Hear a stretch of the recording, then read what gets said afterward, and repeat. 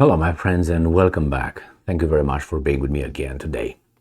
If you remember, yesterday, Zelensky visited Turkey and spoke with the big lion, Mr. Erdogan, president of Turkey.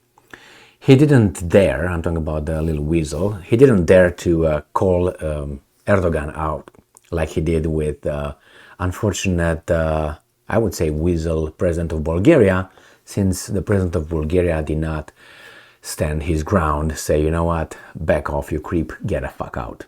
Hey, he didn't do that.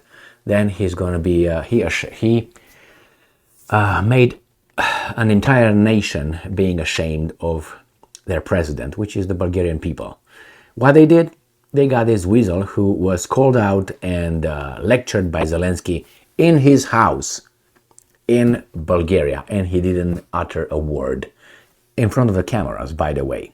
So Zelensky visited Erdogan. He didn't dare to do the same thing to Erdogan. They discussed all kind of things. Maybe Erdogan said a few things to see how the wind blows, which was Erdogan says, yes, Ukraine could join NATO eventually or something like that. Obviously, the Russians are not happy with that. The Ukrainian says, yes. The Europeans are like, say what? Sweden, no.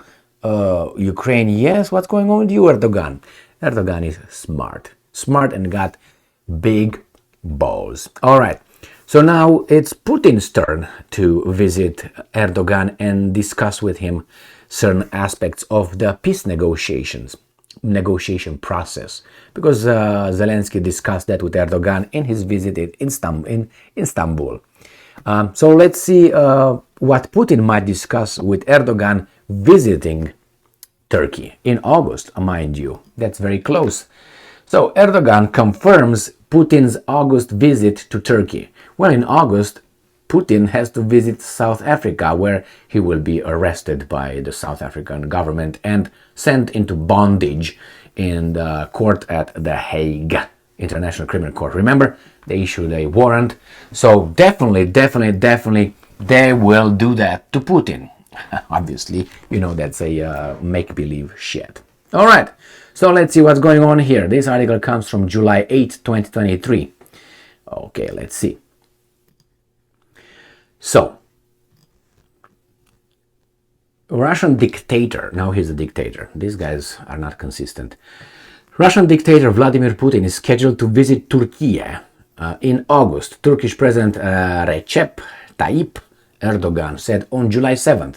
According to Erdogan, among the topics he plans to discuss with Putin are Russian aggression against Ukraine, the exchange of prisoners between Kiev and Moscow, and the so-called, and I'm quoting, grain deal, which he wants to extend for at least 2 more years. I don't think the Russians will do that without getting anything in return.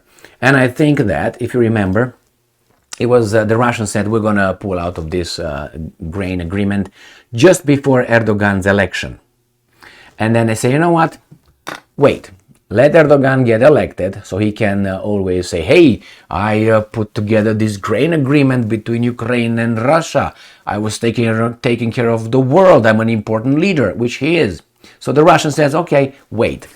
And right after he got elected, I think in about a week, the Russians came and said, okay, no, I don't think we're going to keep the agreement. I think we're going to just disband the whole shit. Why? Because Erdogan was already elected. The population was fooled. No need to do it. So, Erdogan did not need any more support. And I'm quoting, we will have the opportunity to discuss the issue again, face to face. This is one of the most important items on our agenda, both in phone diplomacy and during the personal meeting that will take place next month.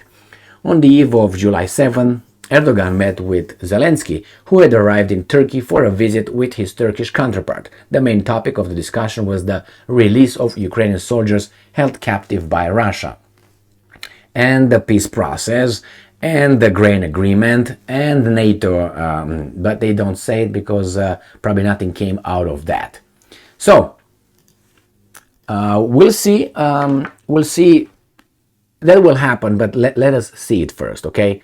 So, I don't know if Putin will travel to Turkey. Maybe he will travel to Turkey, but I have doubts that he will travel to South Africa. I think it's too far, and the plane is in the air for too long. So I don't think that Putin will attend the BRICS summit.